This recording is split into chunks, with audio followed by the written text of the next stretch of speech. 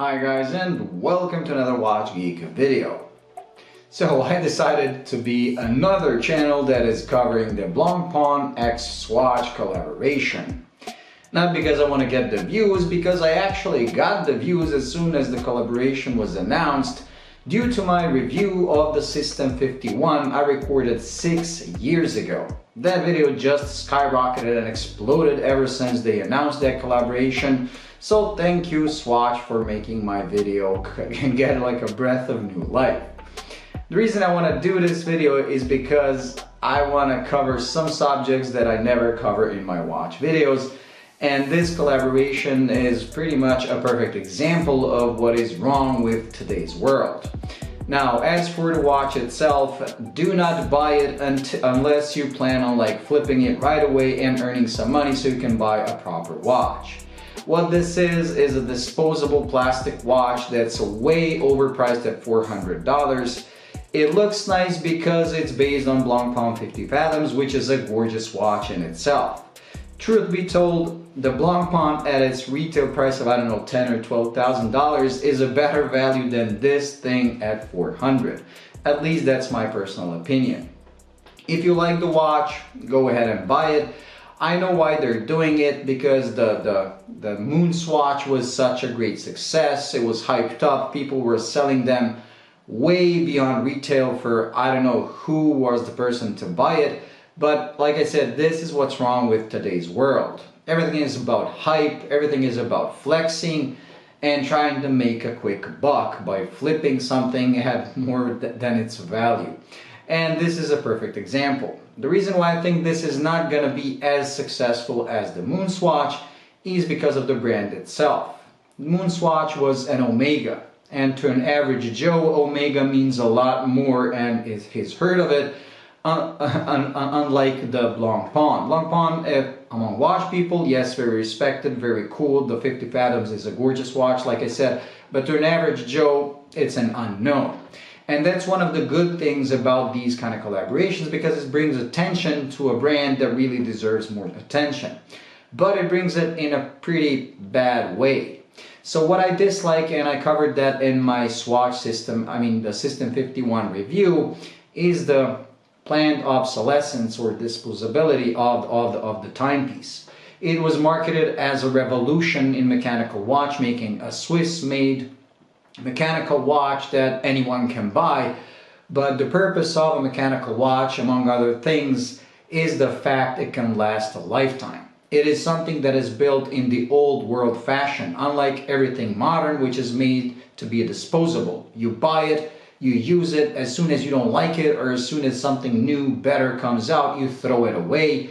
And that also brings us to the main problem of today's world when it comes to pollution. It's consumerism.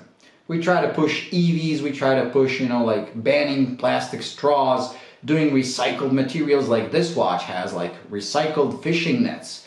What's the point of making something out of recycled plastic if you're making a piece of crap that's going to be thrown away within a couple of years? Because trust me, that System 51 is not made to be serviced, it's not made to be repaired, and it will fail within 5 to 10 years if you're lucky. For that kind of money, if it was $100 watch, it would be like fun and all that, even though it's not worth even $100, but it is a $400 watch. For $400 you can get a lot of really good watches that were going to last you a lifetime. Some that are even original, or if you really like the Blancpain 50 Fathoms, you have models that are similar to it that are like half the price. The Seiko SNZH 55, I believe, or the 57 if you go for the gold one, is one of the most beautiful watches I ever held in my hands. It was a friend of mine's. It was way before I had this channel, so I never recorded it. That thing is gorgeous. It had like a 7S26 or 36. A movement that's as basic as one can get. Now that is an affordable mechanical watch, a true mechanical watch that comes with that old world technology. When I say old world, I mean something that's repairable, something that you can mend, that you can service, that can last you until it really wears out. Unlike everything that's made today to be just trendy and next year you just throw it away. So what's the point of making something out of biodegradable materials and all that recycled stuff if you're just making more trash, and that is a piece of trash. Like I said, some of them look really nice because they're based off a beautiful watch, but in my opinion, they really do suck. So if you want to save the planet, go and buy a watch that's going to last you. If you want to save the planet, don't buy an EV, just make sure that your old car lasts as long as possible. Stop changing things every 2 to 5 years. Try to make them last as long as possible. That's the solution to the pollution problem of the planet. And this watch, although it's trying to be marketed as something celebrating the oceans, the different oceans using recycled materials, is just another piece of trash that's going to pollute this planet. So in my opinion, if you can get one at retail and flip it right away, and I can already see people like asking $1,500 to $1,900 on eBay, if you can find a fool that's going to buy it for that kind of money, go ahead and buy it at retail, because that leaves you with a lot of cash that you can use to buy yourself a proper watch. Now, as you might have noticed, I didn't prepare for this video because I wanted to give this video as much effort as Swatch has given to this watch. So that's it when it comes to this, to my take on the Blancpain 50 Fathoms. I mean Blancpain x Swatch 50 Fathoms. Swatch is huge, they own a lot of luxury brands, so I'm pretty sure we're going to see more of these collaborations. Honestly, I dislike the Moonswatch, I dislike the System 51, which I covered in that review 6 years ago, because I got the watch because a friend of mine from work came to me like, I got this from my nephew and it's a Swiss mechanical watch, but it stopped after a year. Can you take it to your watchmaker, who services my watches, to like fix it? And I take a look at it and I'm like, that can't be fixed. It's made to be disposable. It's like those pin lever movements or pin lever watches from the 70s that Swiss also made, which were disposable. You buy it, it lasts for a couple of years, although those actually last a couple of decades. Once the pins wear out, you simply throw it away. It wasn't made to be serviceable.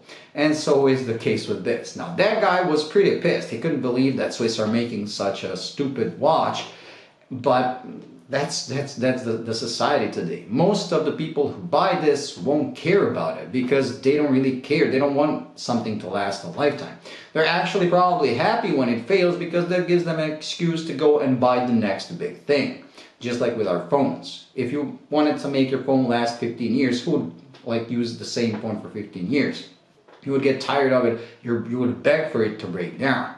And that is the problem of today's world. Before, people used to use something, they used to mend it, sometimes even themselves, to make it last as much as possible.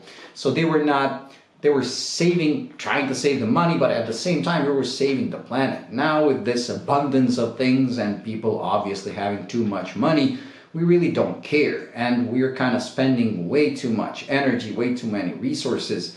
But like I said, I'm drifting away, but that's one of the reasons why I wanted to do this video, because I get to talk about that subject that I usually never cover on my channel.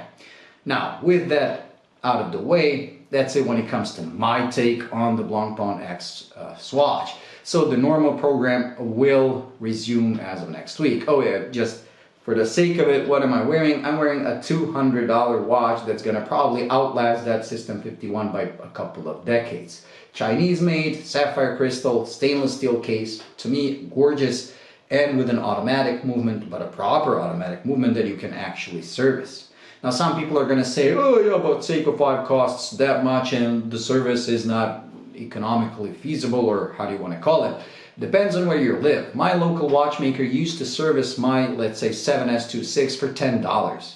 That's nothing. If it's a manual wind, it was even under that. Now he had to raise prices because everything is getting more expensive, but still I can service my Seiko 5 for $15. Even if it was $20 or $25, if I paid $200 for that watch, that means I can do like a service every 10 years and have it for the rest of my life. And this, again, is a $400 watch, which is way too much. If you go for micro brands, I don't even want to get there. How much better watches when it comes to specs you can get for $400. But enough. I don't want to make this last as long as it's already been lasting, and I don't want to make it look like I'm trying to make an effort because they didn't make an effort in making that watch. Anyways, that's it. So thank you for watching. I hope to see you in the next one, and bye.